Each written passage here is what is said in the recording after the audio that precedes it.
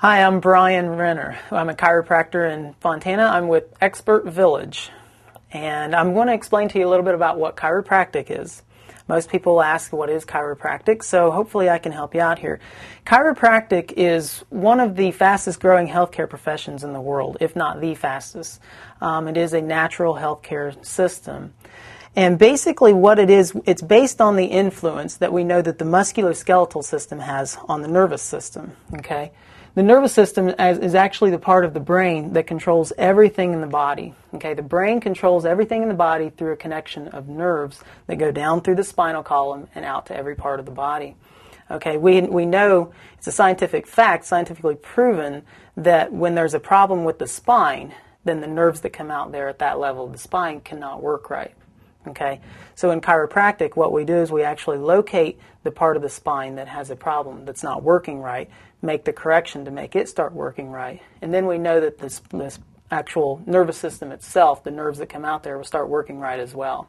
Of course, there's other things that come into play. We've got blood flow that improves and everything, that kind of thing as well. And basically, all of that is what we call the subluxation. So now what I'm going to do is actually give you a real detailed description of what the subluxation really is. So I'll go ahead and give you a real detailed explanation of what the subluxation is. Now, subluxation to a lot of people just simply means something less than a complete dislocation. But in chiropractic, what we look at it as, we actually add a lot more to it than that. There's more to it than just simply something less than a complete dislocation. There's 5 other components that we associate with the subluxation. For instance, there's the inflammation and scar tissue involved when you have an injury to a joint like that. There's, of course, when you have any of that, it changes the motion. The joint doesn't move like it's supposed to anymore. Then we also have muscle spasms.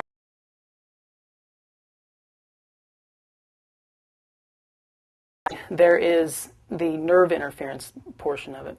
And basically what we talk about is, like I mentioned before, when you have a joint in the spine here that isn't working like it's supposed to, the nerves that exit out right there aren't going to move right or work right either. And these nerves actually go to every organ and tissue in the entire body. Okay? And everything, all of this stuff is controlled by the brain through this communication of the nervous system. And I like to relate that to, say, for instance, cell phones. And we all have cell phones nowadays, and we've been talking to someone and we're in a bad area, and you get about half the message. You kind of think you know what they said, but you don't really know for sure. And I like to relate that, that's very similar to what we get when we have a subluxation of the spine.